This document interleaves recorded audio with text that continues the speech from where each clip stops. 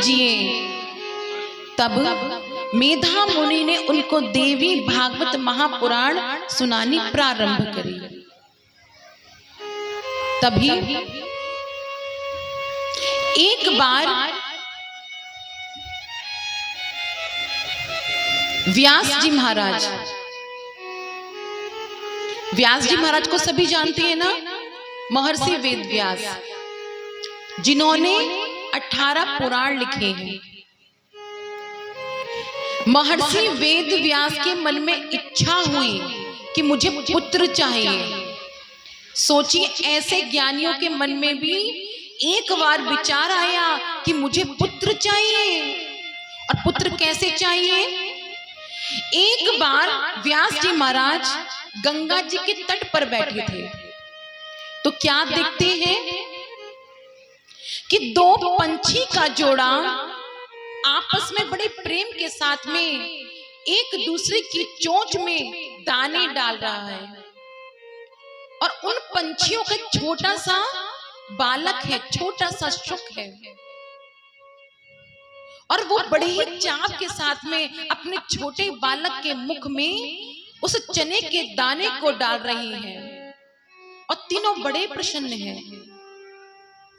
व्यास जी के मन में हुआ कि मुझे भी पुत्र चाहिए,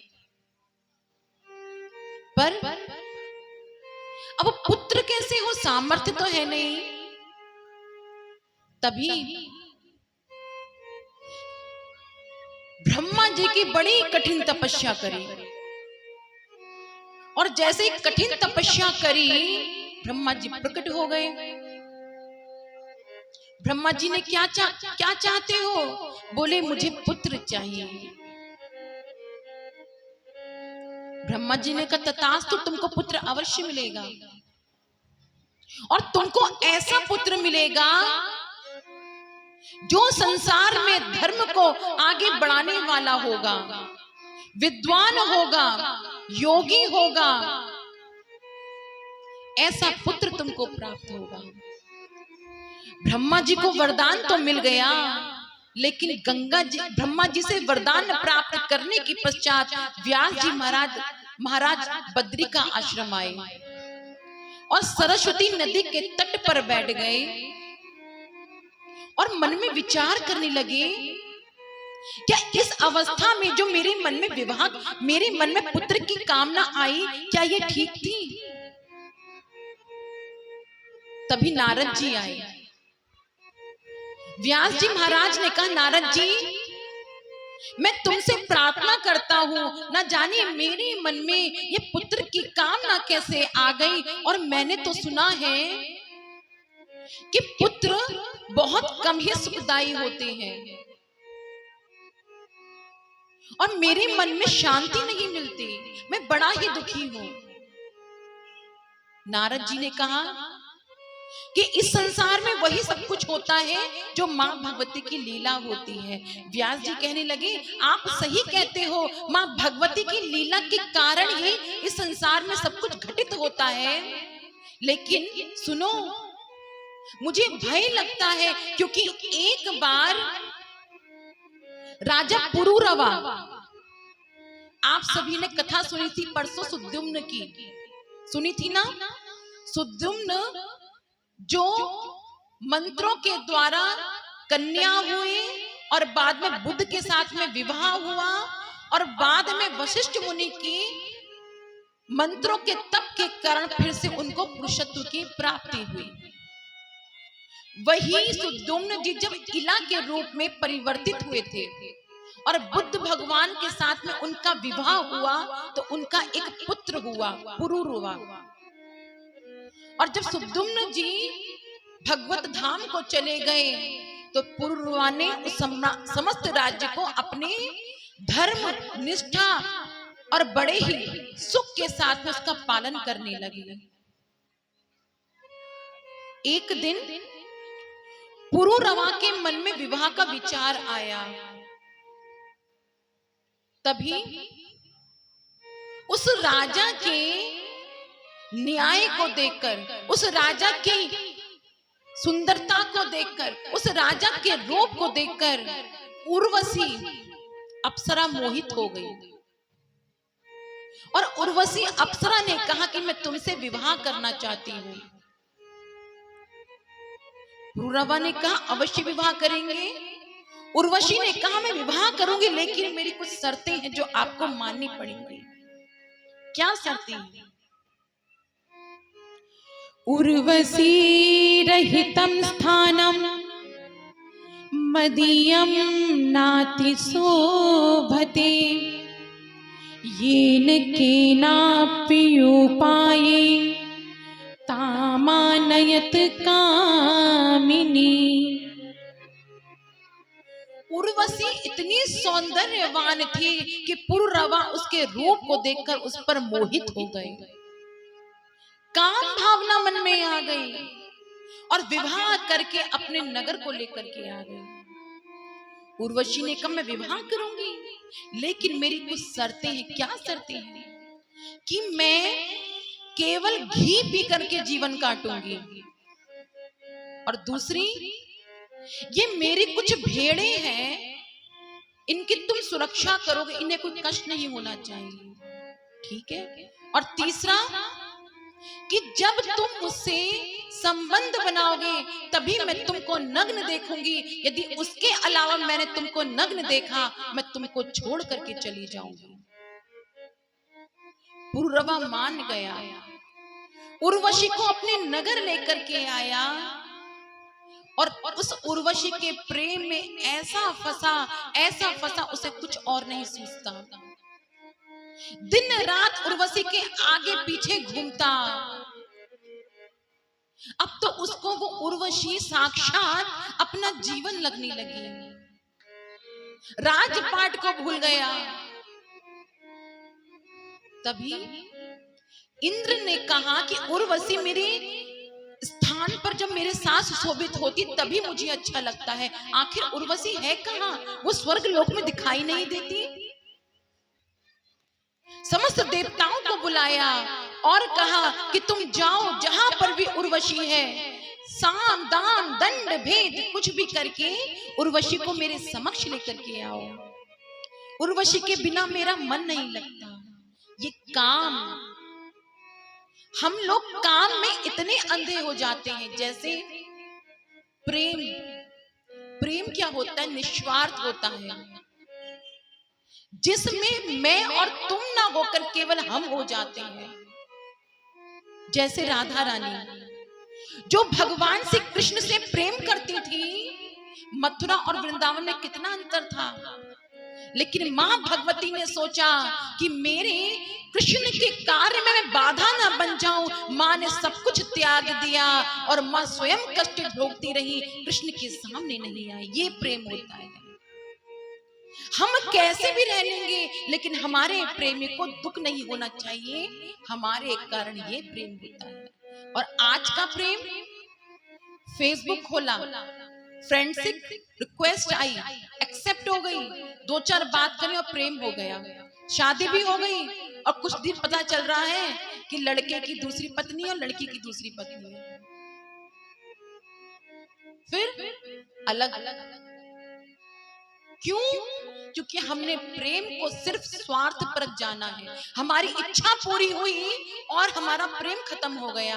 भैया, प्रेम ऐसे खत्म नहीं होता। प्रेम तो मां सीता और राम का था,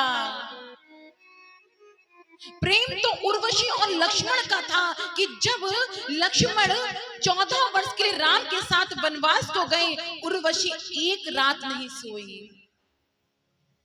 मां सीता का प्रेम था, वन को चली गई और लेकिन राम का साथ निभाया। यदि पुरुष को कोई महान बना सकता है तो नारी बना सकती है। यदि सीता के जीवन में त्याग न होता तो राम आज मर्यादा पुरुषोत्तम नहीं कहा सकती थी। भैया, प्रेम तो पूजा है, उसको पूजा ही रहने दो। यही कामा शक्ति उर्वशी के प्रति पुरुरवा को आई, यही कामा शक्ति इंद्र को उर्वशी के प्रति आई कि आज इंद्र ने अपने देवताओं को भेज दिया, साम दाम दंड भेद कुछ भी अपना, उर्वशी को यहां लेकर के आओ। तभी गंधर्वों ने उर्वशी की मेढ़े चुरा ली, मेढ़े अर्थात भेड़ें चुरा ली और उसको आकाश मार्ग से ऊपर ले जाने लगे। तभी पुरुरवा अपनी पत्नी के साथ में क्रीड़ा कर रहे थे और जैसे ही मेढ़े चुरा कर ले जाने लगी, उर्वशी जोर जोर से चिल्लाकर रोने लगी और ऐसी ही अवस्था में आकाश की ओर पुरुरवा गए। तभी गंधर्वों ने छल के द्वारा बिजली चमका दी। उर्वशी ने उस अवस्था में पुरुरवा को देखा और उसको देखते ही वहां से आलोक हो गई, चली गई। अब तो पुरुरवा दर दर भटकने लगा, हर जगह उर्वशी उर्वशी उर्वशी करने लगा और मानो उसकी जो मनोदशा थी खराब हो गई, लोग उसको पागल कहने लगे। एक दिन कुरुक्षेत्र में उर्वशी पुरुरवा को मिली। पुरुरवा ने कहा, हे प्रिय, तेरे बिना मेरा मन नहीं लगता, तू चल मेरे साथ, मैं तेरे बिना जीवित नहीं रह सकता। उर्वशी ने कहा, तुम पागल हो गए हो? अरे क्या स्त्री के मुंह में पड़ते हो? तुम्हें पढ़ना है तो जगदम्बा उस भगवती की स्तुति करो, वो तुम्हारा ये लोक नहीं तुम्हारा परलोक भी सुधार देंगे। और पुरुरवा वहां से लौट आए। आज व्यास जी कहते हैं, उर्वशी रहितं स्थानं मदीयं नाति शोभते, येन केनापि उपायेन तामानयत कामिनी। और कहते हैं, कामस्तुतिः व्यासस्य दर्शनादेव संगतः। कहते हैं वही काम में व्यास जी पड़ गए और पुत्र की इच्छा हो गई। नारद जी, अब मैं क्या करूं? मुझे डर लगता है, यदि मैंने किसी स्त्री का संग कर लिया, वो स्त्री मुझको छोड़ करके चली गई, तो मुझे तो विरह हो जाएगा। अब मेरे हृदय में चिंता है, मैं क्या करूं? इसी प्रकार मन में विचार कर रहे थे कि तभी वहां पर घृताक्षी नामक अप्सरा, जो बहुत अधिक सौंदर्यवान थी, व्यास जी के समक्ष खड़ी थी और चिंता मग्न होकर व्यास जी उसको देख रहे थे। घृताक्षी अप्सरा डर गई कि इतने ध्यान से ये संत बाबा मुझे क्यों देख रहे हैं, कहीं श्राप व्राप दे दिया तो मेरा तो गोविंदाय नमो नमः हो जाएगा। उस घृताक्षी अप्सरा ने एक सुख का रूप धारण कर लिया, अर्थात छोटे पक्षी का रूप धारण कर लिया। तभी व्यास जी अपने मन में चिंतन करते हुए अग्नि प्रज्वलित कर रहे थे, अग्नि का मंथन कर रहे थे और मंथन करते करते उनका वीर्य उस अग्नि में गिर गया और उस मंथन के द्वारा वहां से सुखदेव का प्राकट्य हो गया। और वो सुखदेव कैसे थे? तोते के रूप में। देवी भागवत में ये कथा आती है और भागवत जी में दूसरी कथा आती है कि मां विकटा देवी केसों को सुलझा रही थी। तभी अमर कथा सुनकर के सुखदेव जी आए, विकटा के मुख में गए, गर्भ में गए और 12 वर्ष के बाद सुखदेव जी का प्राकट्य हुआ। देवी भागवत में इस प्रकार कथा आती है भैया, इस प्रकार सुखदेव जी का प्राकट्य हुआ है। बोलो सुखदेव भगवान की। जैसे ही सुखदेव जी प्रकट हुए हैं और प्रकट होते ही वन को चले गए, अपने शिष्यों को भेजकर सुखदेव जी को बुलाया और सुखदेव जी से कहा कि मैंने श्रीमद्देवी भागवत लिखी है, तुम इसका जन जन तक जाकर वाचन करो। सुखदेव जी ने मना कर दिया। आज व्यास जी ने अपने पुत्र की भी परीक्षा ली है। प्रत्येक पिता और माता को अपने पुत्र की परीक्षा अवश्य लेनी चाहिए। क्या हमारा बेटा इस योग्य है अथवा नहीं है? सुखदेव जी को जनक के समक्ष भेजा और जैसे ही सुखदेव जी जनक के समक्ष गए हैं और जनक जी से कहा कि मेरे पुत्र से कहो कि तुम विवाह कर लो। सुखदेव जी ने कहा मैं विवाह नहीं करूंगा। व्यास जी ने कहा कि मेरे पितरों को पानी कौन देगा, मेरा वंश कैसे बढ़ेगा। आज जनक जी को समझाया और सुखदेव जी को आज जनक जी के समक्ष भेज दिया। सुखदेव जी पहाड़ों को पार करते जा रहे हैं, नदी को पार करते जा रहे हैं, और जैसे ही जनक के द्वारे पर आए हैं, जनक कौन है? वैदेह, जो समस्त राज्य को रह करके भी ना संसार से विरक्त है, वैदेह है, उनको राज्य पाट किसी का कोई लालच नहीं है। जैसे ही जनक देव आज दरवाजे के दरवाजे पर सुखदेव खड़े हैं, जनक देव ने परीक्षा लेनी चाहिए। सुखदेव दरवाजे पर खड़े हैं और जनक देव ने 7 दिन तक दरवाजा नहीं खोला। अच्छा, हम किसी के घर जाएं, हमें कोई आमंत्रित करे, हम दरवाजे पर खड़े हो जाएं, वो दरवाजा ना खोले, हमें कैसा लगेगा? क्रोध आएगा। लेकिन सुखदेव जी के हृदय में तनिक भाव क्रोध नहीं आया। 7वें दिन जनक जी ने जैसे ही दरवाजा खोला तो आज सुखदेव के चरणों को पकड़ लिया और कहते हैं, अरे धन्य हो, धन्य हो। क्रोध को यदि किसने जीता है तो सुखदेव जी आपने जीता है। आप व्यास जी के पुत्र हैं, तभी आप में इतनी सहनशीलता है।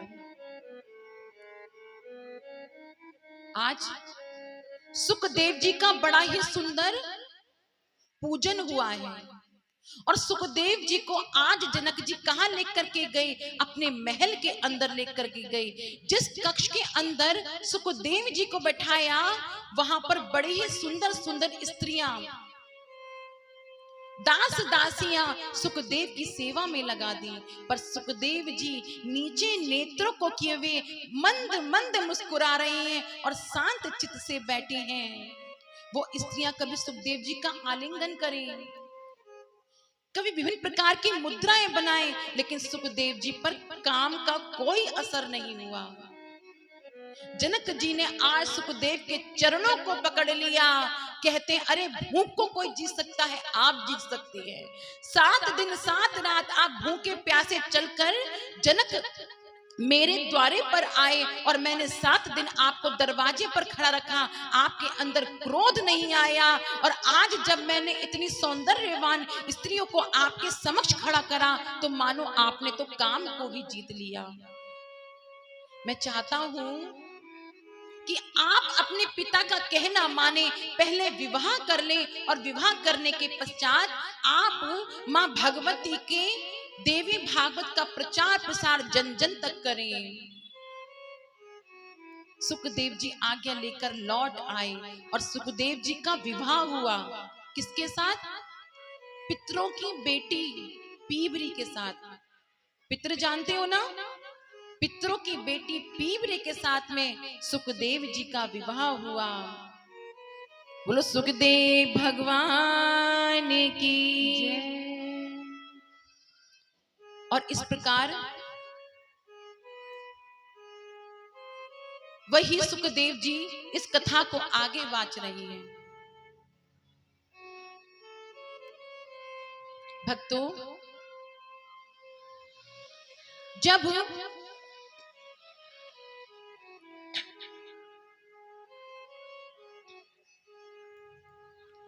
एक बार भगवान ब्रह्मा, विष्णु और महेश, जब मधु कैटभ का वध हो गया, हम सभी ने कल श्रवण पान किया था ना, मधु कैटभ का वध हो गया, तो आज मेधा मुनि कहते ध्यान पूर्वक सुनो कि इधर सुखदेव तो मां भगवती की लीला का प्रचार प्रसार करने लगे, और उधर आकाश में जब योग माया आज प्रकट हुई है और मधु कैटभ को भगवान विष्णु ने अपनी गोद में बैठा करके उनका प्राणांत कर दिया, तो ब्रह्मा विष्णु महेश उस जगदम्बा की स्तुति करने लगे, उस जगदम्बा का ध्यान करने लगे, और मां से कहने लगे, मैया इस संसार की आदि कौन है? इस संसार को जन्म देने वाली कौन है? मां भगवती ने कहा। इस संसार को चलाने वाली, इस संसार को बनाने वाली केवल एक शक्ति है। वो कौन है? मणिद्वीप निवासिनी परांबा, जगत जननी, आदि शक्ति, मां भुवनेश्वरी, राज राजेश्वरी। ब्रह्मा विष्णु महेश कहने लगे, क्या हम उनके दर्शन कर सकते हैं? हाँ, क्यों नहीं दर्शन कर सकते आप उनका? आज एक बहुत सुंदर विमान आया है। उस विमान में बड़े ही सुंदर सुंदर दो देवियां बैठी हैं। ब्रह्मा विष्णु महेश को उस विमान में बिठाया और उस विमान में बैठा करके आज्ञा की है कि चलो। जैसे ही ब्रह्मा विष्णु महेश उस विमान में बैठ करके चलने लगे, वेग की भांति विमान आगे बढ़ा, तो सर्वप्रथम क्या देखते हैं कि नरक लोक दिखाई देता है, स्वर्ग लोक दिखाई देता है। ब्रह्मा विष्णु महेश बड़ी अचंभित हो गए। थोड़ा और विमान को आगे बढ़ाया तो क्या देखते हैं कि कैलाश पर्वत के ऊपर से विमान होकर के जा रहा है और वहां पर भोलेनाथ के समान एक और शिव भगवान बैठे हैं। जिस प्रकार भोलेनाथ विमान में है, जो स्वरूप उनका विमान में है, वही स्वरूप कैलाश पर्वत पर है। भोलेनाथ देखकर अचंभित हो गए कि अरे, मैं तो कैलाश पर्वत पे था, ये कैसा अचंबा है, एक और कैलाश बन गया और यहाँ पर मेरे समान रुद्र विराजमान है। पर कोई मुख से कुछ नहीं कहता। उन देवियों ने फिर विमान को आज्ञा दी कि आगे बढ़ो। आगे बढ़ते बैकुंठ लोक दिखाई दिया। जिस प्रकार विष्णु भगवान शेष नाग पर शयन करते हैं और लक्ष्मी जी चरणों को दबाती हैं, उसी प्रकार एक बैकुंठ और दिखाई दिया। उसी विष्णु के समान एक और विष्णु दिखाई दिए और वही रूप, वही वेश, और लक्ष्मी जी उनके चरणों को दबा रही हैं। विष्णु जी को बड़ा अचंभा हुआ। अरे, मैं तो विमान में बैठा हूं, मेरा जैसा विष्णु यहाँ कैसे आया? जैसे ही विमान को और आगे बढ़ाया तो क्या देखते हैं कि ब्रह्मा जी चतुर्भुजधारी, चतुर्मुखधारी, चार मुखों से समस्त संसार को देख रही हैं, चारों दिशाओं को देख रही हैं और साथ में ब्रह्मांड विराजमान है। ब्रह्मा जी को बड़ा ही असमय अचंबा लगा कि मैं विमान में बैठा हूं और मेरे समान ब्रह्मा और ब्रह्मलोक एक और है, पर मुख से कोई कुछ नहीं कहता है। देवियों ने विमान को आज्ञा दी, नक्षत्र लोक पे लेके गए। असंख्य नक्षत्र हैं, अनेकों ब्रह्मांड हैं, अनेकों ब्रह्मलोक हैं, अनेकों विष्णु लोक हैं, अनेकों कैलाश पर्वत है, अनेकों स्वर्ग लोक, पृथ्वी लोक, अनेकों नरक लोक हैं। ब्रह्मा विष्णु महेश अचंभित हो गए, ये कैसी लीला है। तभी उन देवियों ने आज्ञा दी, विमान को और तेज गति से आगे लेकर के जाओ। और तेज गति से विमान आगे बढ़ने लगा तो क्या देखते हैं कि अरे, ये स्त्री अष्टभुजाधारी कौन बैठी है? ये तो बड़ी ही रूपवान है। तो पूछा, ये कौन है? असंख्य देवियां इसके आगे पीछे हैं। तो बोला, ये योगिनियां हैं, ये मां की सखियां हैं और ये मां की आज्ञा का पालन करती हैं। तो ब्रह्मा विष्णु महेश ने कहा, क्या हम इनके दर्शन कर सकते हैं? अवश्य इनके दर्शन कर सकते हैं। तभी आज वो देवियां ब्रह्मा विष्णु महेश को योगिनियों के पास लेकर के गई। उन्होंने प्रणाम किया और पूछा, क्या हमको बनाने वाली, संसार को बनाने वाले यही देवी हैं? उन्होंने कहा, नहीं, ये तो मां के अंग हैं। फिर उस विमान में ब्रह्मा विष्णु महेश फिर बैठे और वेग की गति से फिर आज्ञा दी। तो क्या देखते हैं कि बड़ी जोर जोर का प्रकाश आ रहा है। ये प्रकाश सूर्य के समान किसका है? हजारों मणियां, हजारों हीरे जवाहरात उस लोक में थे। उस लोक में केवल देवियां देवियां हैं, केवल स्त्रियां दिखाई देती हैं। वो लोक समस्त देवियों से भरा हुआ है।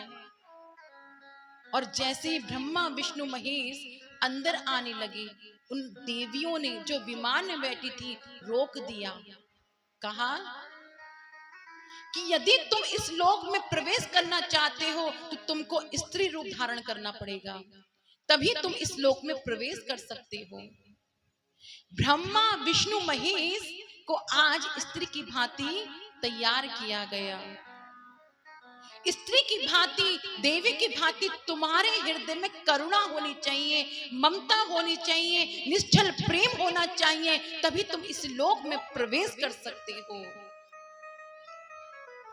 ब्रह्मा विष्णु महेश का हृदय एक स्त्री की भांति कोमल हो गया, एक स्त्री की भांति ममतामय हो गया, एक स्त्री की भांति करुणामय हो गया। और आज ब्रह्मा विष्णु महेश कहते हैं अब हमसे रहा नहीं जाता, उस पराम्बा शक्ति के हमको दर्शन करा दो।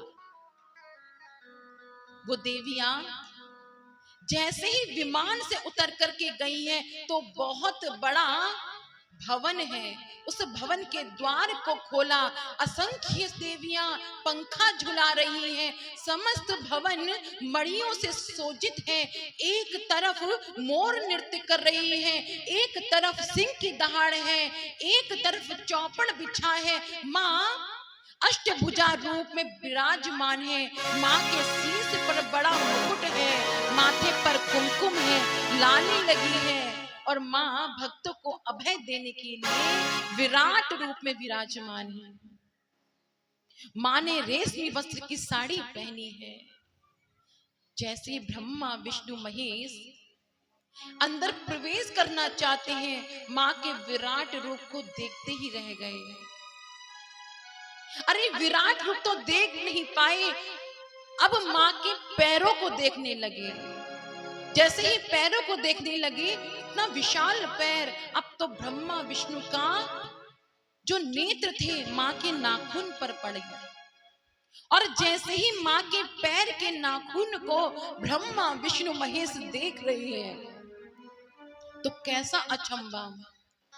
माँ भगवती राज राजेश्वरी के पैर के नख में आज ब्रह्मा विष्णु महेश तीनों को हजारों पृथ्वी लोग दिखाई दे रहे हैं, हजारों ब्रह्मांड दिखाई दे रहे हैं, हजारों देवलोक दिखाई दे रहे हैं। अब तो ब्रह्मा विष्णु महेश का सिर चकराने लगा। और क्या देखते हैं, उसी पैर के नख में वो राज राजेश्वरी विराजमान है और वही ब्रह्मा विष्णु महेश उस राज राजेश्वरी के पैरों के नख में अपने स्वयं तीनों के दर्शन कर रहे हैं। ब्रह्मा विष्णु महेश हाथ जुड़कर बैठ गए। कहते मैया आपकी विशेष कृपा हुई कि आज मुझको आपके दर्शन करने का सौभाग्य प्राप्त हुआ। मां भगवती, इस संसार में जो भी घटित होता है वो केवल एक बार नहीं होता, बार बार बार बार होता रहता है। इस संसार में कोई भी स्थिरता नहीं है, सब कुछ बदलता रहता है। जैसे आज आप बैठकर कथा सुन रही हो, ये ऐसा पहली बार नहीं हुआ, कई बार हो चुका है। हम संसार में उसी से मिलते हैं जिससे हमारा पुराना रिश्ता होता है। ऐसी घटना कई बार घट चुकी है, हम और आप पहले भी मिल चुके हैं और शायद आगे भविष्य में मिल सकेंगे। बस इतना होगा, ये शरीर अलग होगा लेकिन जो आत्मा है, चैतन्य भक्ति स्वरूपा है, माँ भगवती है, वो सबके अंदर एक है। वही माँ भगवती बार बार लीला करती हैं। ब्रह्मा विष्णु महेश माँ भगवती के चरणों में बैठे हैं, बार बार माँ की स्तुति कर रही हैं। तो आज माँ भगवती ने कहा, हे नारायण, इस संसार को चलाने का कार्य मैं तुमको सौंपती हूँ। शिव, इस संसार को प्रलय करने का कार्य मैं तुमको सौंपती हूँ, और ब्रह्मा, इस संसार को बनाने का कार्य मैं तुमको सौंपती हूँ। माँ भगवती ने ब्रह्मा विष्णु महेश को कार्य दिया। वो केवल एक ब्रह्मा विष्णु महेश नहीं है, इस ब्रह्मांड में अनेकों ब्रह्मा विष्णु महेश हैं। जिस प्रकार इंद्र भी अनेक होते हैं, स्वर्ग लोक भी अनेक होते हैं, नक्षत्र भी अनेकों होते हैं, चलाने वाले वो प्रकृति है, वो पुरुष है, वही ब्रह्म है, वही साकार है, वही निराकार है। बोलो जगदम्बे मैया की जय। एक माँ की भक्त थी, और वो भक्त एक बार, जैसे हमारे जलपुरा में मेला लगा है, ऐसे ही मेले में गई, तो क्या कहती है,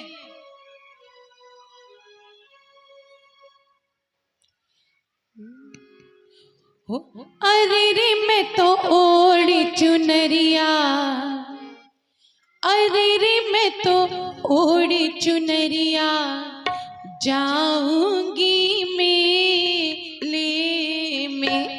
अरे रे मैं तो ओढ़ी चुनरिया, ओ मैं तो ओढ़ी चुनरिया, जाऊंगी मेले में।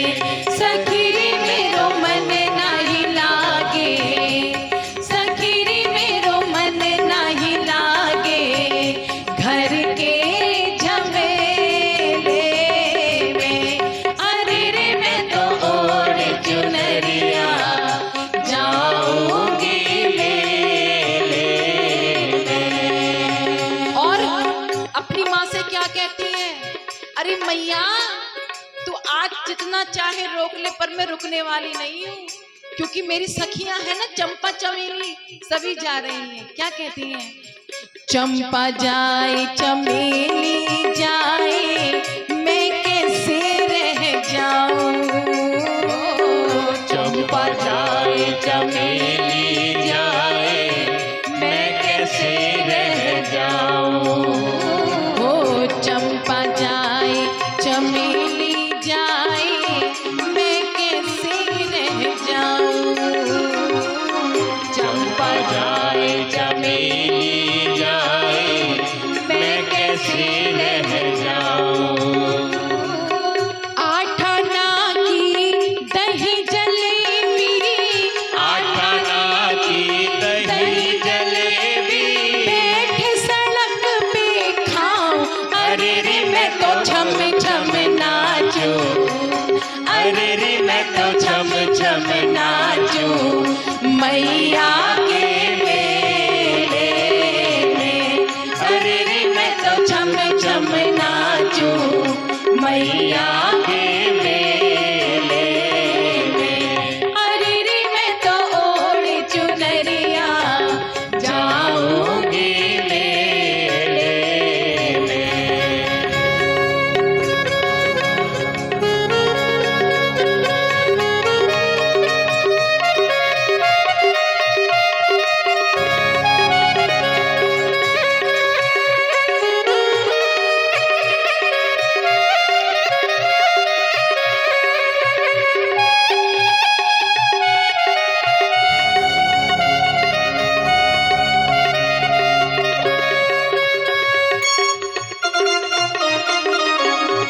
बोल जगदम्बे मैया की।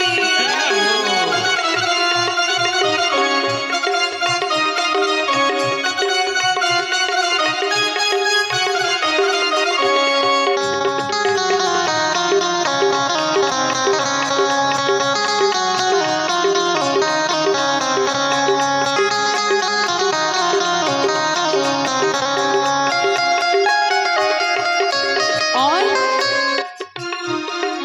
नथनी पहनी, झुमका पहना, पहना नौलखा हार। नथनी पहनी, झुमका पहना, पहना नौलखा हार। नथनी पहनी, झुमका पहना, पहना नौलखा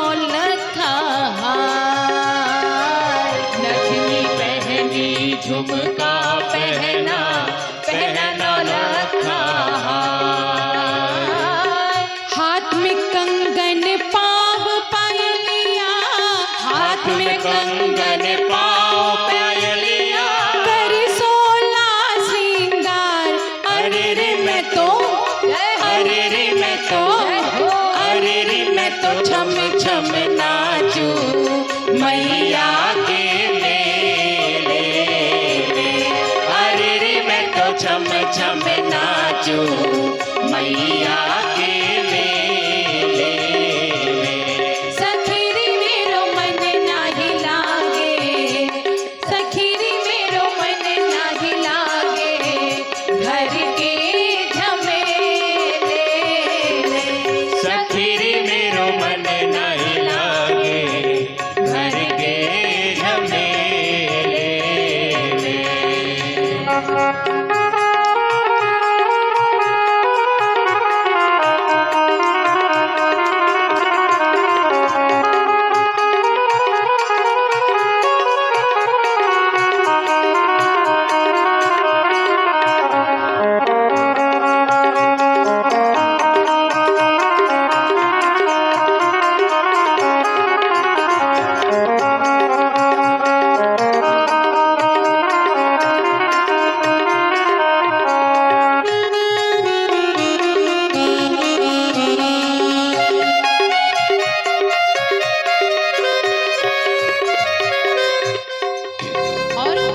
ध्वजा नारियल पान सुपारी रोली और कलावा, ध्वजा नारियल पान सुपारी रोली और कलावा, ध्वजा नारियल पान सुपारी रोली और कलावा, ध्वजा नारियल पान सुपारी रोली और कलावा, लाल चुनरिया चली सजा के, लाल चुनरिया चली सजा के, पानी आज बुलाया मगन भैया, मगन भैया, मगन भैया आज दीवानी मैया के मेले में।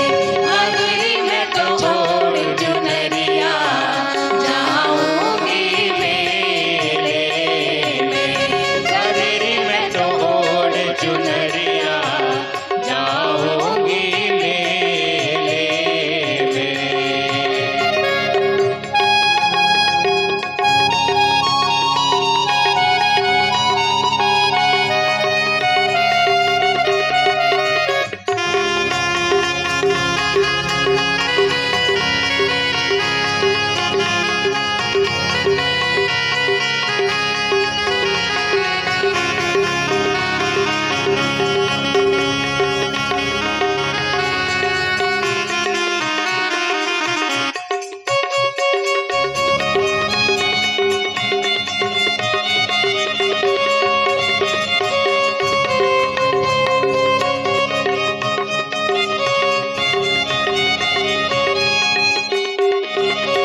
तेरे भवन में झंडे झूले छाई अजब बहार, तेरे भवन में झंडे झूले छाई अजब बहार,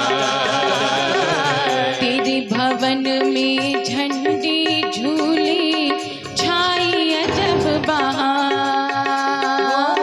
तेरे भवन में झंडे झूले छाई अजब बहार, लांगुर भैरव महिमा गावे, लांगुर भैरव महिमा गावे, हो रही जय जयकार।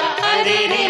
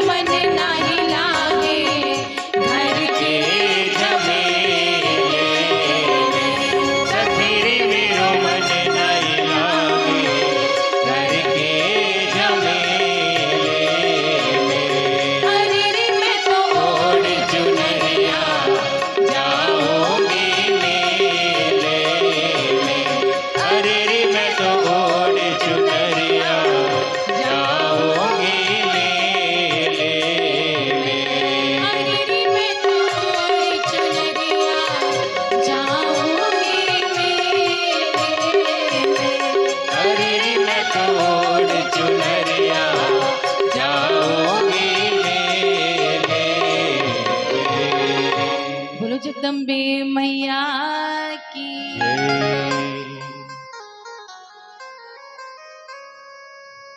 सभी भक्तों को जय माता दी। एक बार जोर से बोलेंगे, बोल सच्ची दरबार की।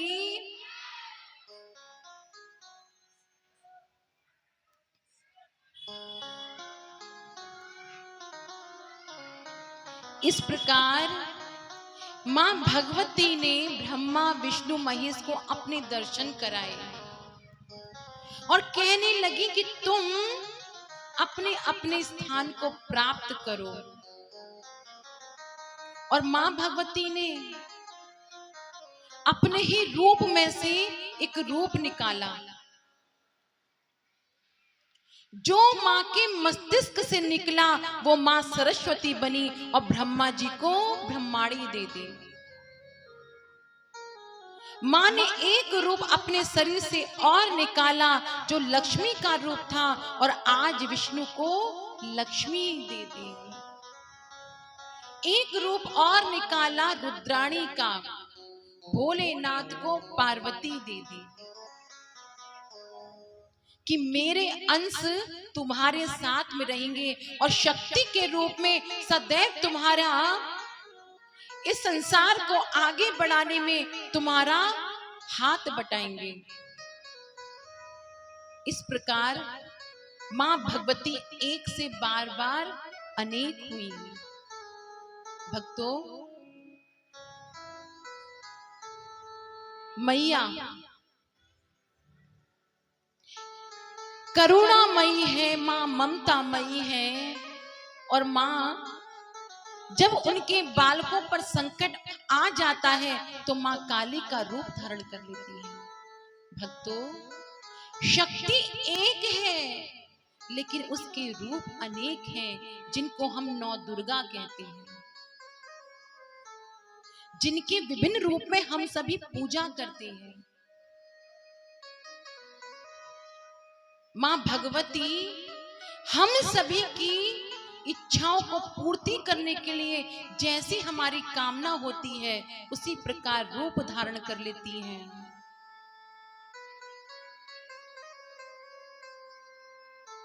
एक ब्राह्मण की पुत्री थी, और वो ब्राह्मण की पुत्री जिसका नाम था सुशीला। मंदिर में उसने जन्म लिया और मंदिर में ना बड़ी सेवा करती थी मां भगवती की। पिता ने सोचा विवाह के योग्य हो गई तो उसका विवाह कर देता हूं। उसका विवाह कर दिया गया। जिस घर में 7 भाई थे और जिस पुरुष के साथ में उसका विवाह किया गया वो भी मां भगवती का परम भक्त था।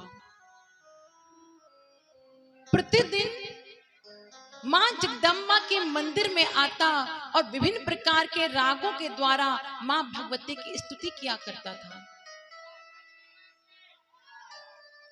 और मां भगवती की स्तुति करता था, तभी उसके पिता ने देखा कि हाँ, मेरी पुत्री के लिए यही वर उचित है। विवाह कर दिया, कन्या ससुराल को चली गई। जैसे ही ससुराल में गई तो उसकी जेठानियों का उसके प्रति वर्ताव अच्छा नहीं था। कैसे कि मेरे पति तो धन कमा करके लेकर आते, तेरा पति कुछ नहीं करता, दिन रात यहाँ वहां मंडराता रहता है और बांसुरी बजाता रहता है। अगर बांसुरी बजाने से, नाचने गाने से, जय माता दी करने से ये परिवार चल जाता तो कहने ही क्या थे। अब तो वो जो कन्या थी जिसका नाम सुशीला था, जैसा नाम वैसा काम, समझ जेठानियों ने सारा कार्य उसके ऊपर डाल दिया कि घर के सारे काम तू करेगी। क्यों? क्योंकि हमारे पति तो कमा कर लेकर के आते हैं, तेरा पति निठल्ला रहता है तो तू घर के काम कर। बेचारी अपने पिता के संस्कार के कारण कभी मुख से कुछ नहीं कहती थी। एक बार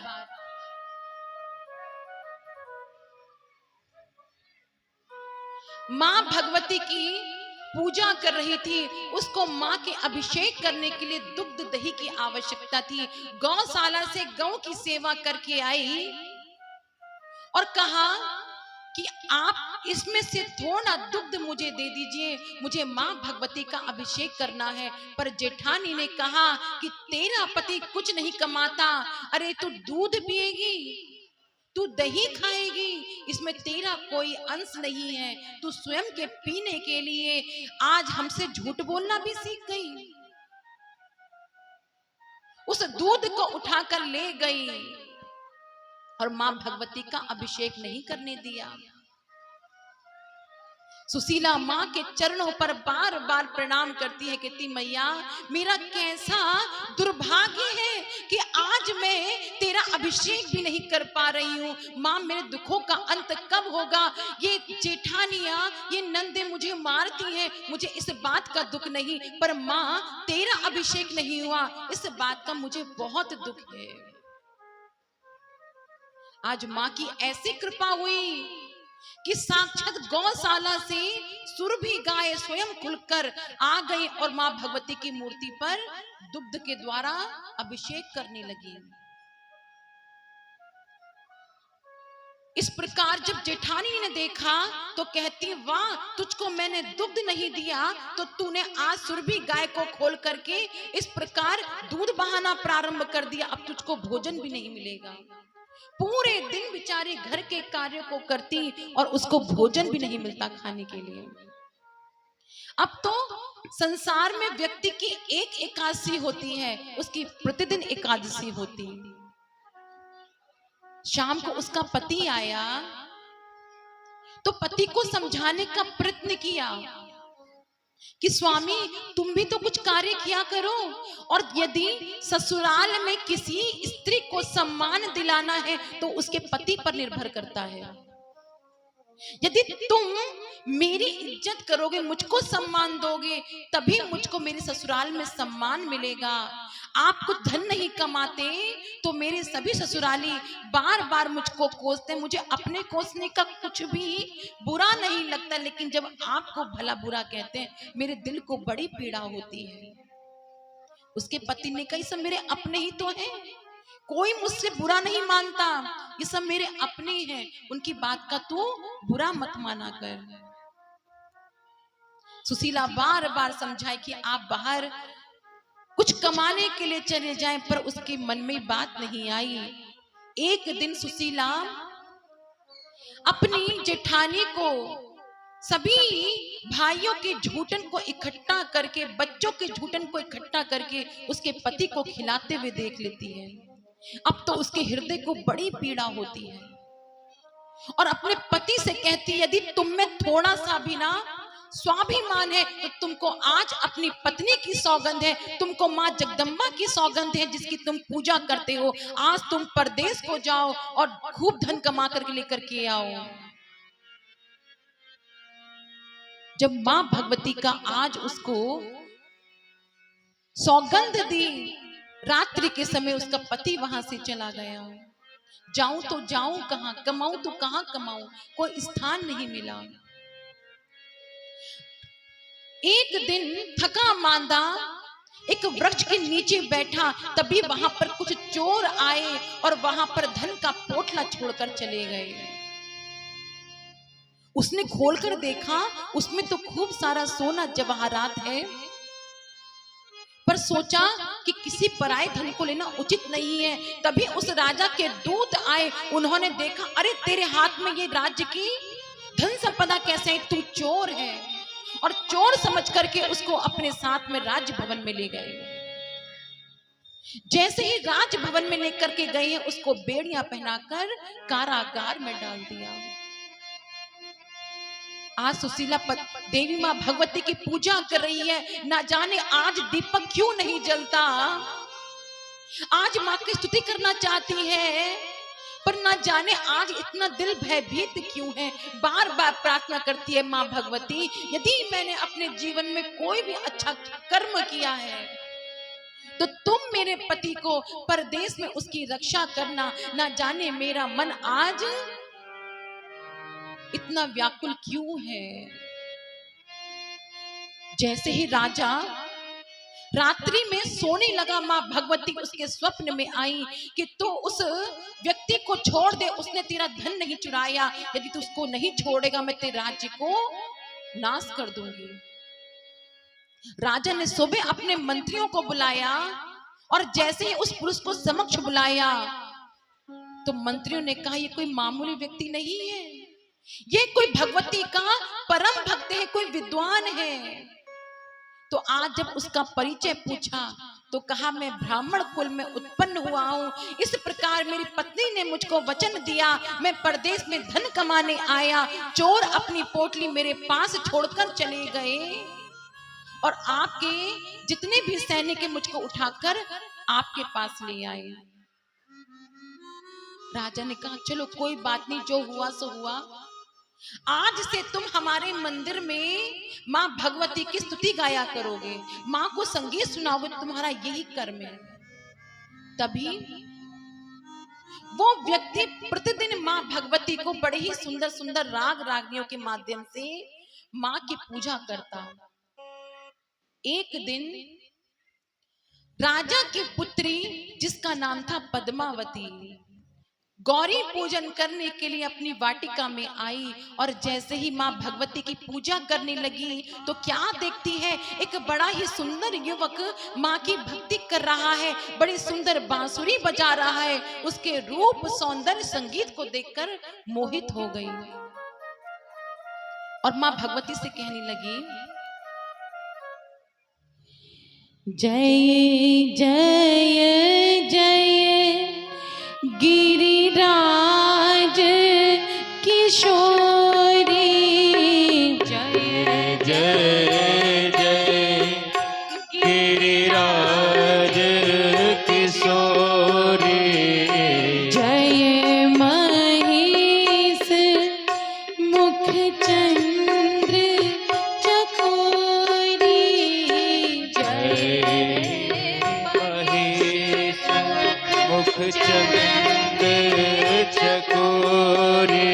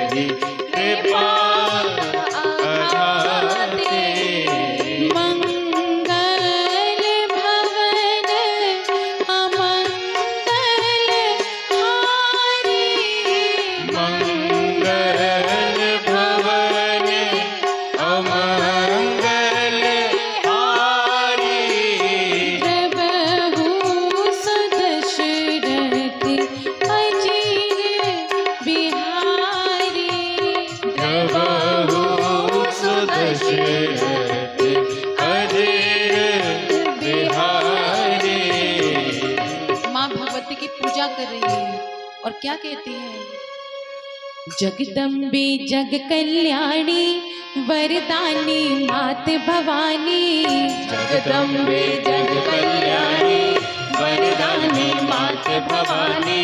जगदम्बे जग कल्याणी वरदानी मात भवानी। जगदम्बे जग कल्याणी वरदानी मात भवानी। लगन लगी है तोरे द्वार पे हो मैया, पूजन आए बड़े चाव से। जगदम्बे जग कल्याणी वरदानी मात भवानी। जगदम्बे जग कल्याणी वरदानी मात भवानी। लगन लगी है तोरे द्वार पे हो मैया, पूजन आए बड़े चाव से। अतिशय तेरी सुंदरता दर्शन से जी नहीं भरता। अतिशय तेरी सुंदरता दर्शन से जी नहीं भरता। नैना जुड़ी है श्रृंगार से हो मैया, पूजन आए बड़े चाव से। जगदम्बे जग कल्याणी वरदानी मात भवानी। जगदम्बे जग कल्याणी वरदानी मात भवानी।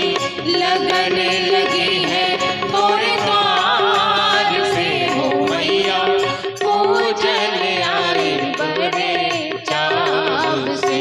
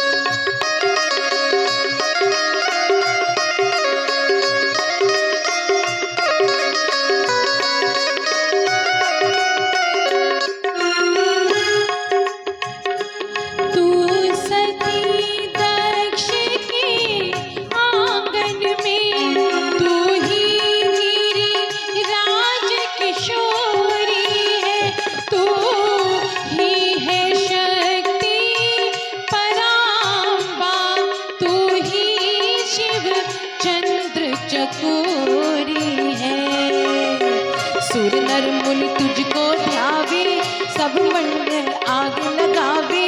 सुर नर मुनि तुझको ध्यावे, भक्तिन से भाव लगावे।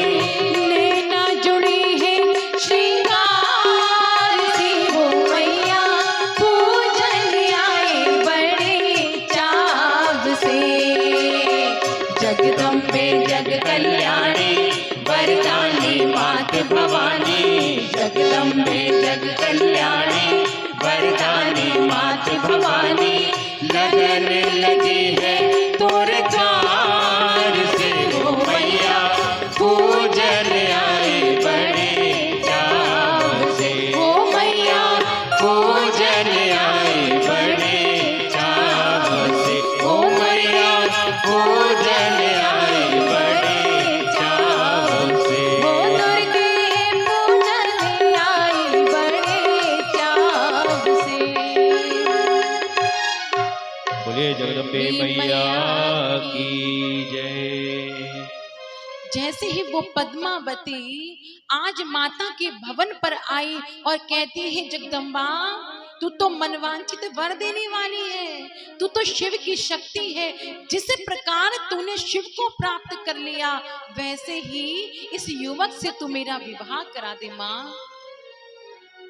आज बार बार माँ भगवती से प्रार्थना कर रही है और युवक को देख करके ऐसे प्रेम पास पर पड़ी कि भवन को लौट आई और अपने पिता से कहने लगी, पिताजी हम तो संगीत शिक्षा सीखेंगे।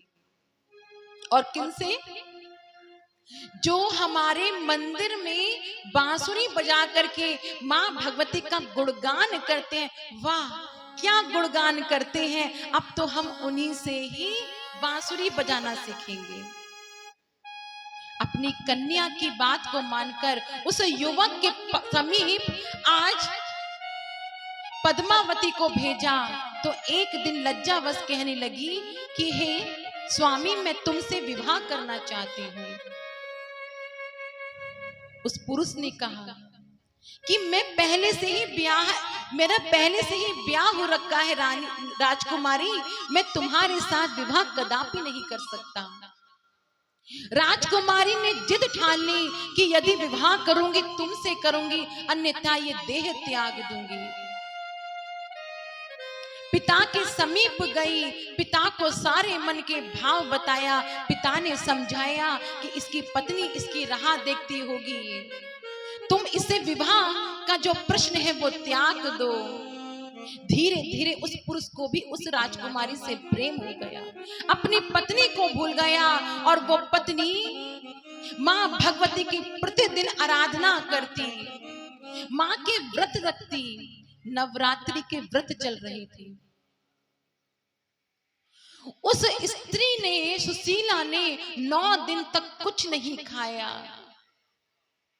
दिन रात केवल बर्तन धोती, घर के काम करती। और एक दिन जब कन्या पूजन करने के लिए बैठी थी तो कन्याओं को मैं क्या खिलाऊं, कैसे मेरा व्रत पूर्ण हो, क्योंकि जेठानी तो मुझको कुछ देती नहीं है, देती है तो झूठन देती है। और इन कन्याओं को जो भगवती स्वरूपा है, इनको मैं झूठन का भोग नहीं लगा सकती।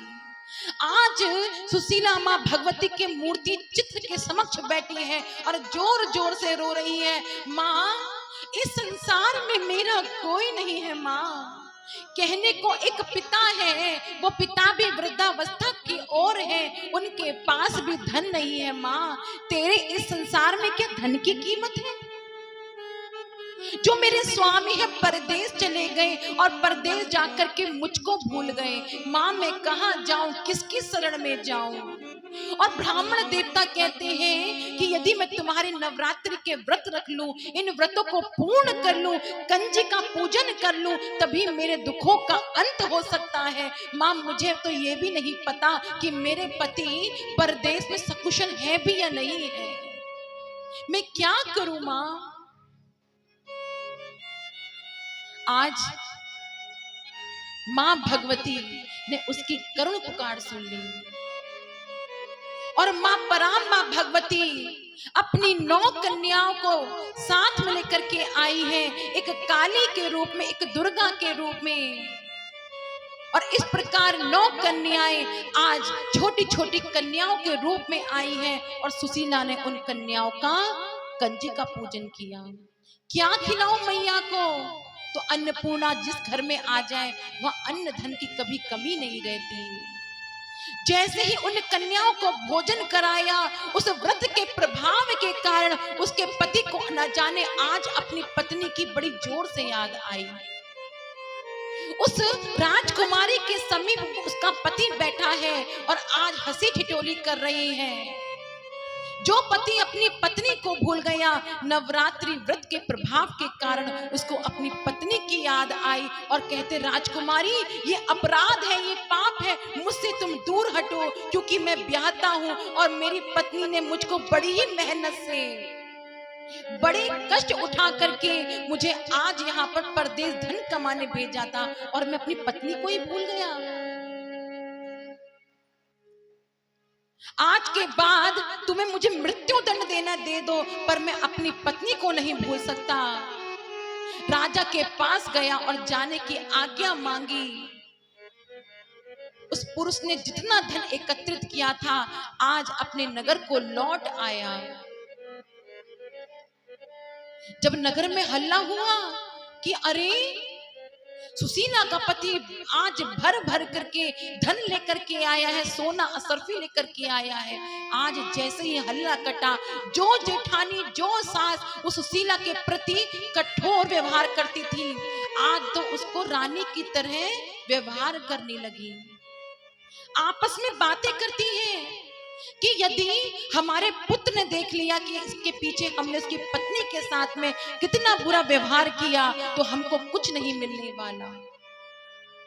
जैसे पति आया, वो पत्नी लकड़ी का गट्ठा सर पर लेकर के आई और भूख प्यास बीमारी के कारण उसका शरीर जीर्ण हो गया। जो रूप था वो रूप चला गया, फटी धोती पहनी है और एक हाथ में गोले का जूट, जो गोले के भार का जो कड़ा पदार्थ होता है, उसमें कहती है, अरे सासू जी, अरे सासू बहुत दिन से भूखी हो, अरे घर में कुछ झूठन हो तो मेरे इस पात्र में डाल दो। अरे दीदी इस घर में कुछ झूठन हो तो इस पात्र में डाल दो, मैं मर जाऊंगी, मैंने सारा काम कर लिया, मुझे झूठन डाल दो। जैसे ही उस पात्र को लेकर खड़ी थी तभी उसका पति समक्ष खड़ा हो गया और देखता है ये भिखारी स्त्री, निर्धन स्त्री कौन है। माँ कहती है, अरे बेटा तूने इसको पहचाना नहीं? माँ कौन है? तेरी पत्नी सुशीला तो है। अरे सुशीला, इसकी ये दशा कैसे हो गई? बेटा तेरे जाने के बाद तेरी याद में इसकी ये दशा हो गई। मैं तो बहुत कहती थी इससे कि तू कुछ मत कर, मत याद कर बेटा, हमारे घर में काहे की कमी है, ना धन की कमी ना धान्य की कमी, तू खा और रानी के तरह रहे, पर तेरी याद में ये ऐसी हो गई। उस पुरुष को समझने में कोई देर नहीं लगी।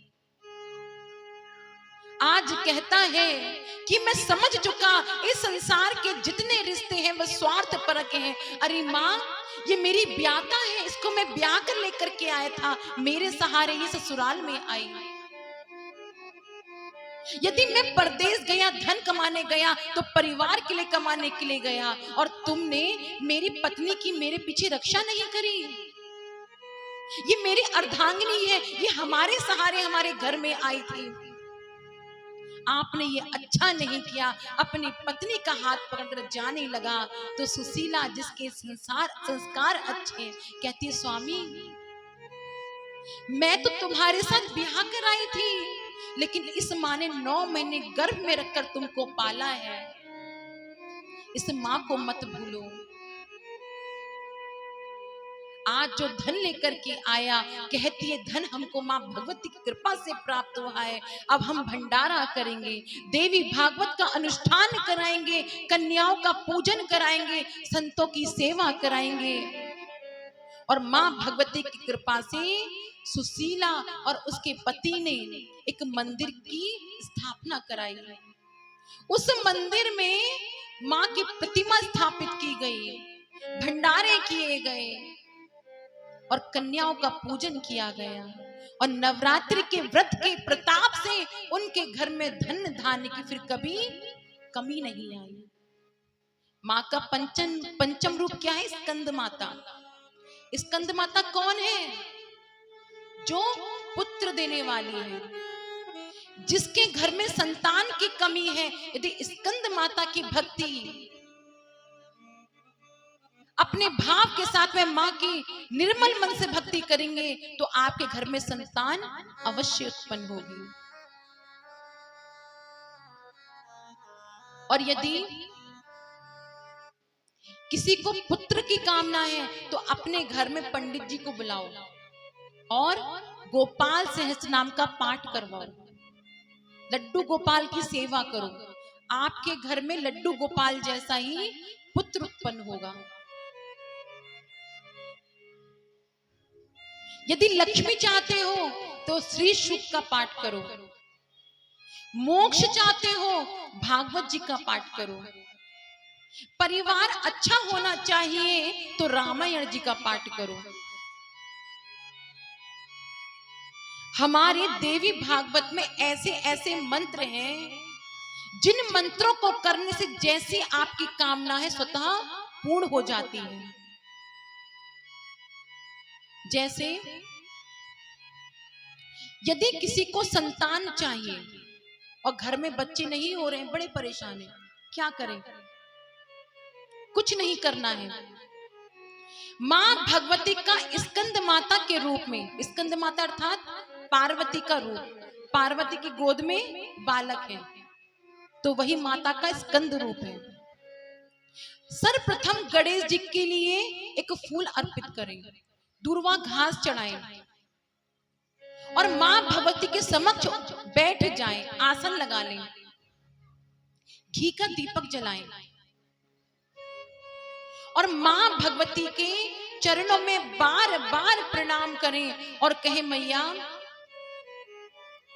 हम आपके चरणों में आए हैं, हम आपके दास हैं, हमको एक पुत्र प्रदान करने की कृपा करें। आप प्रतिदिन मां को केवल एक गुलाब का फूल अर्पित कीजिए, मां के आगे घी का दीपक जलाइए और मां से अपने भाव को कहिए और स्कंद माता की पूजा करें। और किस मंत्र का जाप करें? बहुत छोटा सा मंत्र है, बीज मंत्र है। क्या बोलना है?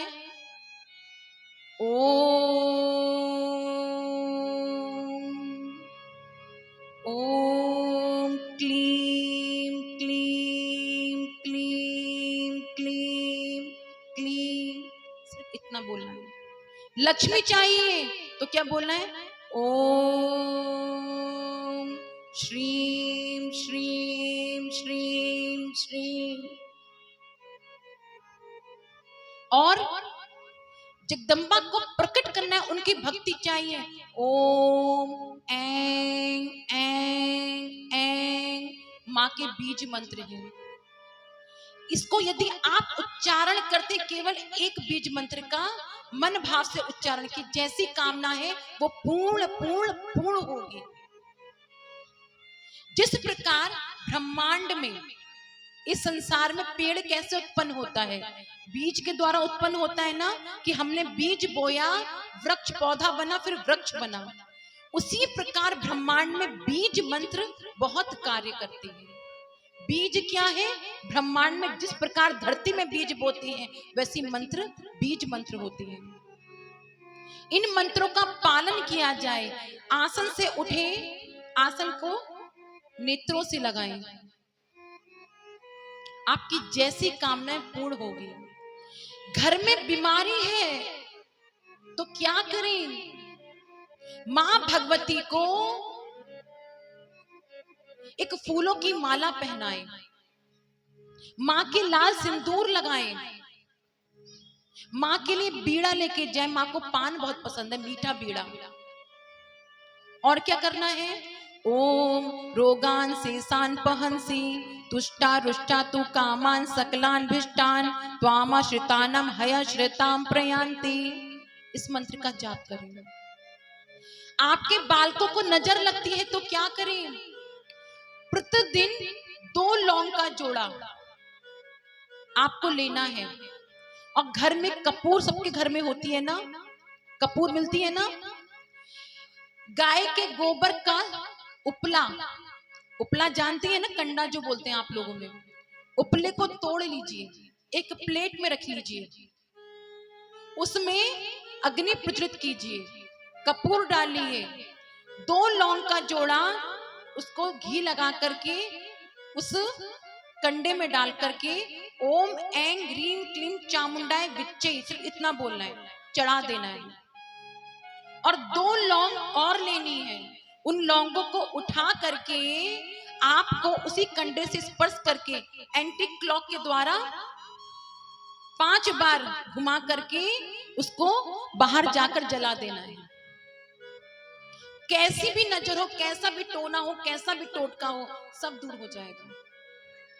क्योंकि जितने भी तंत्र मंत्र यंत्र सिद्धि होती हैं, वो कौन देने वाली है? भगवती। सब लोग साधना करते, सिद्धियां करते हैं। आप लोग बागेश्वर वाले बाबा को पूछते हो ना, क्यों पूछते हो? सिद्धि है। सिद्धि किसकी की है? कर्ण पिशाचिनी की। और कैसे करते हैं देखिए, जो तांत्रिक लोग होते हैं वो रात्रि के समय तामसी रूप में मां काली की आराधना करते हैं। कहां? शमशान घाट में जाकर के। हम लोग कौन है? सात्विक, घर गृहस्थी वाले हैं।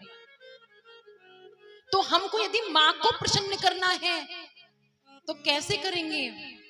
माँ के पार्वती रूप की पूजा करेंगे, लक्ष्मी रूप की पूजा करेंगे, माँ संतोषी रूप की पूजा करेंगे। तो यदि हमारे मन में सिद्धि की भी इच्छा है ना, अच्छा एक बात और बता दूं मैं आपको, पूजा करने का नियम होता है। कैसे? बात समझ में आ रही है ना? समझ में आ रही है? पूजा करने का नियम होता है। कैसे?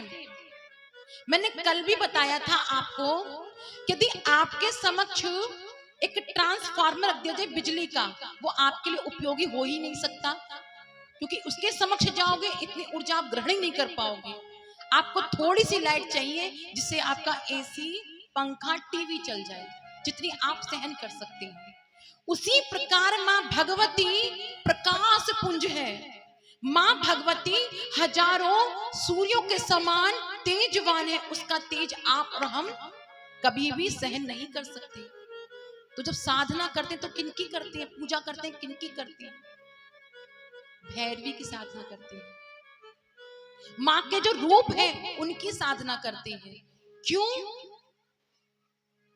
हमारी बात पहले उनके, अच्छा किसी हम प्राइम मिनिस्टर से मिलने जाएंगे तो पहले किससे मिलते हैं? पीए से मिलते हैं, मैनेजर से मिलते हैं, उसके बाद फिर हम पीएम से जाके मिलेंगे। उसी प्रकार जब साधना करो तो छोटे रूप में करो और नियम बना लो कि यदि हमको 20 मिनट की दीदी ने पूजा बताई है या हमारे गुरु ने पूजा बताई है कि हमारा समय 9 बजे पूजा करने का, तो 9 बजने से 1 मिनट पहले ना हो और 1 मिनट बाद ना हो। आसन अपना होना चाहिए, किसी का आसन यूज नहीं करना चाहिए। माला अपनी होनी चाहिए, पूजा का सामान अपने पैसों का होना चाहिए। चौकी पे मां भगवती की मूर्ति स्थापित करो। यदि 9 बजे का समय है, 9 बजे भक्ति करने के लिए बैठो और 20 मिनट पूजा करनी है तो करेक्ट उसी समय पूजा से उठ जाओ। हम पूजा करते हैं, साधना करते हैं, क्या करते हैं? देखिए, जब हम साधना में बैठे मंत्र का जाप कर रहे हैं तो क्या होता है, जैसे टेलीफोन है, हम किसी को कॉल करते हैं तो हम उससे अपना संपर्क साधते हैं। उसी प्रकार जब हम मंत्रों का उच्चारण करते हैं तो हम उस देवता से अपना कनेक्शन स्थापित करते हैं। उतने समय के लिए वो देवता भी हमारा इंतजार करता है कि अभी इस मंत्र का जाप करेगा, इस समय आएगा और इससे हमारा कनेक्शन होगा। मैंने बताया था ना, देवी देवता मंत्रों के वशीभूत हैं। यदि आप उनको बिना बात के बार बार डिस्टर्ब करोगे, गुस्सा आ जाएगा। कुछ मंत्र ऐसे होते हैं जिनके नियम होते हैं और कुछ ऐसे होते हैं जिनका आप चलते फिरते कभी भी जाप कर सकते हो। जैसे भगवान का नाम है, कैसे? हरे राम राम राम हरे हरे, हरे कृष्ण कृष्ण कृष्ण हरे हरे। ये भगवान का नाम जाप है। आप चलते फिरते उठते बैठे कैसे भी हो भगवान के नाम का जाप कर सकते हैं। लेकिन जो मंत्र सिद्ध करने के लिए होते हैं, जिन मंत्र का उपयोग किया जाता है, उनके लिए पूरे नियम का पालन करना जरूरी आवश्यक है। हमारी शास्त्र बताते हैं, कोई शास्त्र गलत तो नहीं बोलेंगे।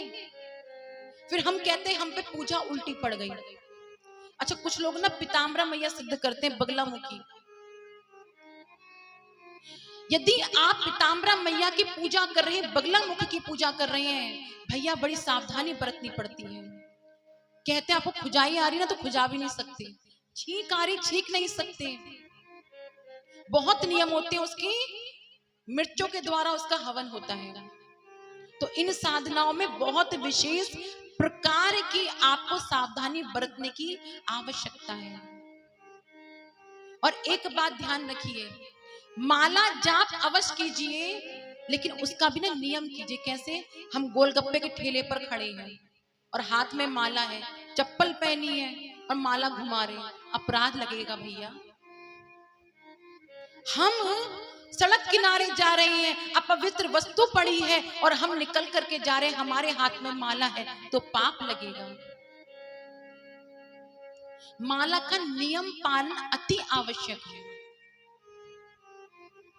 अब हम आगे कथा में प्रवेश करते हैं। जब मधु कैटभ का संहार हो गया,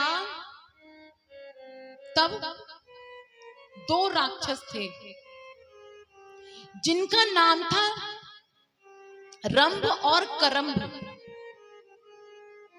रंभ और करम्भ किसके पुत्र थे? दनु के पुत्र थे।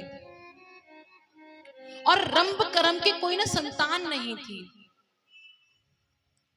तो दोनों भाइयों ने विचार किया कि हम दोनों भाई तपस्या करेंगे, और दोनों भाई तपस्या करने के लिए चले गए। करम्भ ने कहा मैं तो जल में बैठ करके, जल में खड़े होकर के तपस्या करूंगा। वो जल में खड़े होकर तपस्या करने लगा, और जो रंभ था वो वट वृक्ष के नीचे खड़े होकर तपस्या करने लगा।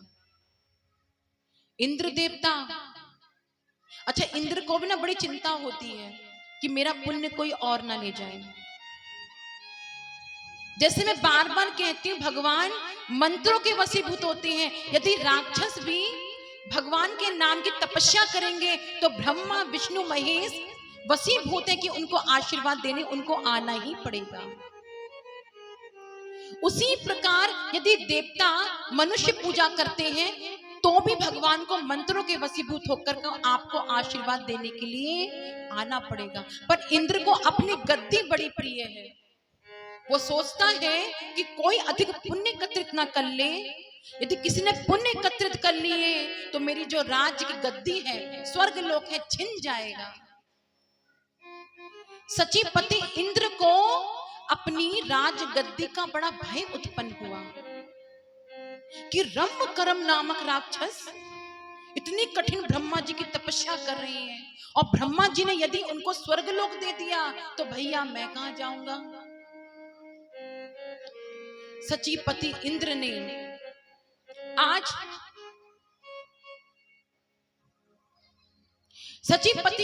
आज ग्राह का रूप बनाया, अजगर का रूप बनाया, और करम्भ जो जल में खड़े होकर तपस्या कर रहा था उसको खा गया, मार दिया। रंभ को पता चला कि मेरे भाई को मार दिया है। अब तो रंभ को बड़ा क्रोध आया, अरे देवताओं, तुम तो प्राचीन काल से छलिया हो। हम तपस्या ही तो कर रहे थे और तुमने ऐसा छल किया कि तुम मेरे भाई को ही मार दिया। उसे बड़ा क्रोध आया। अब तो कठिन तपस्या करते करते उसने अपने मन में विचार किया कि मैं अपनी पंच अग्नि को प्रज्वलित करूंगा और उस पंच अग्नि में स्वयं को स्वाहा कर दूंगा।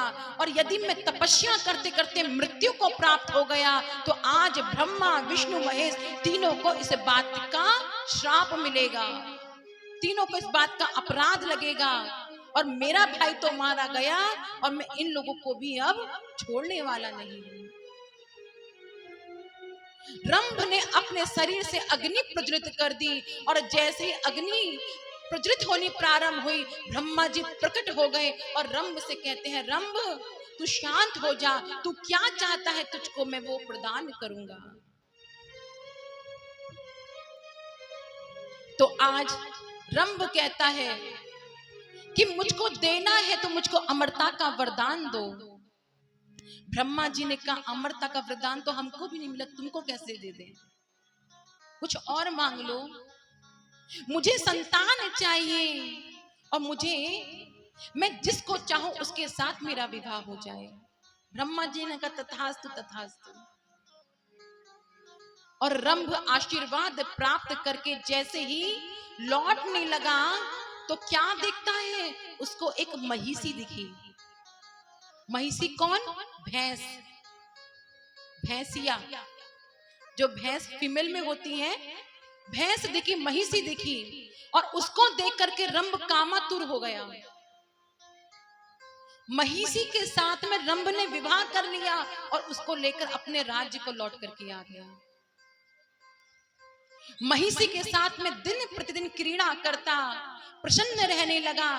तभी एक दिन एक भैंसे का मन उस महिषी पर आसक्त हो गया, और वो भैंसा उस महिषी को प्राप्त करने के लिए जैसे ही रंभ के समक्ष आया तो आज भयानक युद्ध छिड़ गया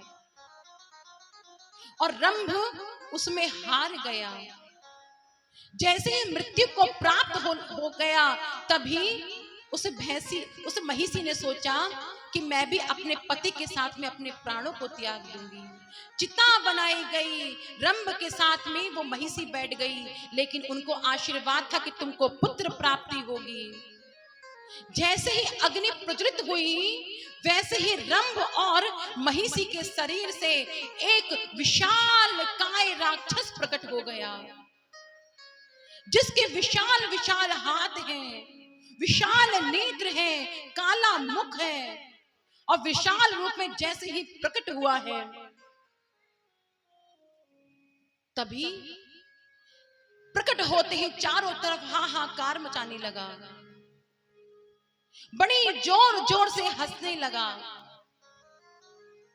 और जैसे ही प्रकट हुआ है, और वैसे ही उसने शुक्राचार्य के समक्ष गया। शुक्राचार्य कौन है? दानवों के गुरु।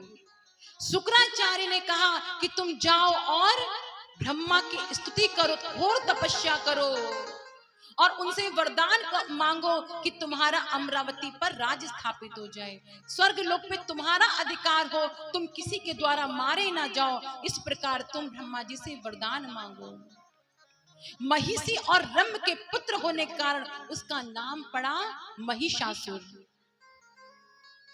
महिषासुर जैसे ही ब्रह्मा जी की तपस्या करने के लिए पर्वतों पर गया है, और बड़ी कठिन तपस्या महिषासुर ने करी है। अमरत्वं देव देव वाञ्छामि द्रुहिण प्रभो, यथा मृत्यु भयं न स्यात् तथा कुरु पितामह। जैसे ही महिषासुर कठिन तपस्या करने लगा, ब्रह्मा जी का आज सिंहासन डोल गया। इतनी कठिन तपस्या। ब्रह्मा जी प्रकट हो गए, बोलो क्या चाहते हो? महिषासुर कहने लगा मैं किसी के द्वारा मारा ना जाऊं। भगवान ने कहा जो इस संसार में आया है उसको मृत्यु मिलती है, तुमको भी मृत्यु अवश्य मिलेगी। इस संसार में कोई भी अमर नहीं है। अच्छा तो मुझे ये वरदान दीजिए कि ना मैं पुरुष से मरूं, ना किसी जानवर से मरूं, मेरी मृत्यु हो तो स्त्री के द्वारा हो। भगवान ने कहा हम तुमको ये वरदान अवश्य दे सकते हैं। और भगवान ब्रह्मा जी ने उसको वरदान दिया, और वरदान प्राप्त करते ही अब तो वो हर जगह त्राही त्राही मचाने लगा, समस्त पृथ्वी पर उसका आधिपत्य हो गया। अब शुक्राचार्य की आज्ञा प्राप्त करके उसने अमरावती पर चढ़ाई कर दी कि स्वर्ग लोक पे अब मेरा अधिकार होगा। जैसे ही उसने अमरावती पर चढ़ाई की है तो इंद्र घबरा उठा, क्या करूं मैं, कहां जाऊं? शिव शंकर के पास गए। शिव शंकर ब्रह्मा के पास गए, ब्रह्मा और शंकर मिलकर आज विष्णु के पास गए। कहने लगे कि उस महिषासुर में न जाने कितनी शक्ति है, कोई भी देव उसके समक्ष टिक नहीं पाता है, तो क्या करना चाहिए? देवताओं के गुरु कौन है? बृहस्पति। बृहस्पति वहां पर उपस्थित हुए। बृहस्पति ने कहा कि योद्धा का कार्य है युद्ध करना। जो रणभूमि में पीठ दिखाकर भागते हैं वो कभी योद्धा नहीं हो सकते। अरे युद्ध का परिणाम क्या होगा कोई नहीं जानता, पर कर्म करना तुम्हारा धर्म है, तुम कर्म करो, युद्ध करो। आज इंद्र अपनी समस्त सेनाओं को आदेश देता है कि तुम जाओ युद्ध करो, पर हृदय में डर है। महाविशाल युद्ध आज महिषासुर का सेना के साथ में हुआ, और आज समझ देव सेना वहीं पर ही शांत हो गई। तभी इंद्र को पता चला कि मेरी देव सेना हार गई। अब तो इंद्र घबरा उठा, युद्ध करने के लिए और सेना को साथ में लेकर गया है। ऐरावत हाथी पर बैठा है और आज विभिन्न प्रकार के अस्त्र शस्त्र महिषासुर पर चला रहा है, लेकिन सारे अस्त्र शस्त्र मानो विफल हो गए। इंद्र लौट आया और घबरा करके फिर ब्रह्मा विष्णु महेश के समक्ष गया। ब्रह्मा विष्णु महेश समस्त देवताओं के साथ में युद्ध करने के लिए महिषासुर के समक्ष आए हैं। तो आज ब्रह्मा विष्णु महेश भी महिषासुर के समक्ष जीत नहीं पाए और लौट आए। एक सभा बैठाई गई। उस सभा में ब्रह्मा जी कमल के मुख पर हैं, विष्णु जी ऊंचे स्थान पर बैठे हैं और एक स्थान पर शिव शंकर बैठे हैं। इंद्र हाथ जोड़कर बैठा है, सभी देवता हाथ जोड़कर बैठे हैं, गुरु बृहस्पति खड़े हैं। तभी पूछा कि महिषासुर कोई मामूली असुर नहीं है, इसकी मृत्यु यदि हो सकती है तो स्त्री के द्वारा हो सकती है। वो स्त्री कौन है, कहां से आएगी? इस प्रकार विचार विमर्श करने लगे। एकम स्थानम परित्यज्य मरणस्य महीपते प्रब्रूहि तं वरं साधो यस्ते मनसि वर्तते। सभी देवता ऊंचे ऊंचे स्थानों पर बैठे हैं, इंद्र और समस्त देवसेना चरणों पर बैठी है, विचार कर रही है कि इस महिषासुर को कौन स्त्री मार सकती है। जिस महिषासुर को मारने के लिए ब्रह्मा विष्णु महेश तीनों की शक्ति विफल हो गई, उसे कौन मार सकता है, कौन स्त्री हो सकती है। विचार विमर्श कर रहे थे, तभी विष्णु बोले कि हम सभी ने उस पर शक्ति का प्रहार किया और हम सब ने अलग होकर शक्ति का प्रहार किया। यदि हम सभी अपने तेज को एकत्रित कर लेते हैं और उस तेज के द्वारा फिर युद्ध किया जाए तो सभी का तेज मिलने के कारण वो अतिरिक्त शक्तिशाली होगी। ऐसा ही विचार कर रहे थे। सर्वप्रथम इंद्र ने ध्यानस्थ होकर अपनी शक्ति का आवाहन किया। इंद्र के शरीर से इंद्राणी निकली और वो तेज पुंज प्रकट हुआ है और इंद्र ने उसको अपना वज्र प्रदान किया। भगवान शिव शंकर के शरीर से रुद्राणी के रूप में तेज निकला और भगवान शिव शंकर ने उसको अपना त्रिशूल प्रदान किया। भगवान विष्णु के शरीर से तेज पुंज लक्ष्मी के रूप में प्रकाशवान होकर के उस तेज पुंज से जाकर के मिला है, तो मानो साक्षात लक्ष्मी आज वहां पर प्रकट हो गई और अपना सुदर्शन चक्र उस तेज पुंज को विष्णु ने प्रदान किया। ब्रह्मा ने अपना तेज प्रदान किया तो ब्रह्मा के तेज से ब्रह्माणी निकली और समस्त वेदों का ज्ञान, समस्त वेदों की शक्ति सरस्वती रूप में उस तेज पुंज को ब्रह्मा जी ने प्रदान कर दी। जो जैसा देवता है अपने अपने तेज पुंज को निकालता जाए और उस तेज पुंज से मिलाता जाए, धीरे धीरे धीरे धीरे उस तेज पुंज ने एक स्त्री का रूप धारण कर लिया। जैसे ही उस तेज पुंज ने स्त्री का रूप धारण किया तो आज उसको बहुत ही सुंदर सुंदर वस्त्र विष्णु जी ने उपहार में दिए। शंकर जी ने उसको चिरंजीव रहने वाला मुकुट प्रदान किया और ब्रह्मा जी ने उसको सदैव अमर रहने के लिए माला प्रदान करी। सभी देवता अपने अपने अस्त्र उनको देने लगे। आज अष्टभुजा धारिणी रूप में मां जगदम्बा का प्राकट्य हो गया। मां के मस्तिष्क पर लाल बिंदी लगी है, होठों पर लाली लगी है और मां आज विराट रूप में अष्टभुजा धारिणी रूप में प्रकट हुई है और मां का जो वाहन है वो सिंह है। और माँ उस सिंह पर विराजमान है। सिंह बार बार अपने शीश के बालों को हिलाता है, मानो आज ऐसी दहाड़ मारता है कि संसार के जितने भी राक्षस हैं, जितने भी शत्रु हैं, आज मैं उनको अपनी दहाड़ से ही समाप्त करूंगा। जैसे ही सिंह ने दहाड़ मारी, अब तो महिषासुर का जो साम्राज्य था स्वर्ग लोक डगमगा उठा, पृथ्वी लोक कंपन करने लगी। अपने बालों को जोर जोर से हिला करके सिंह बड़ी तेज वेग गति से आज सिंह दहाड़ मार रहा है। और माँ भगवती ने बड़ी जोर से अट्टहास किया है। जैसे ही माँ का अट्टहास हुआ है, सभी देवताओं ने फूलों की वृष्टि प्रारंभ करी, कहते जय हो माँ तेरी जय हो, बोल जगदम्बे मैया की जय हो। और इस प्रकार जैसे ही माँ का अट्टहास हुआ है, समस्त संसार में केवल उस स्त्री की ध्वनि सुनाई दे रही है। और माँ जैसे ही प्रकट हुई है, सभी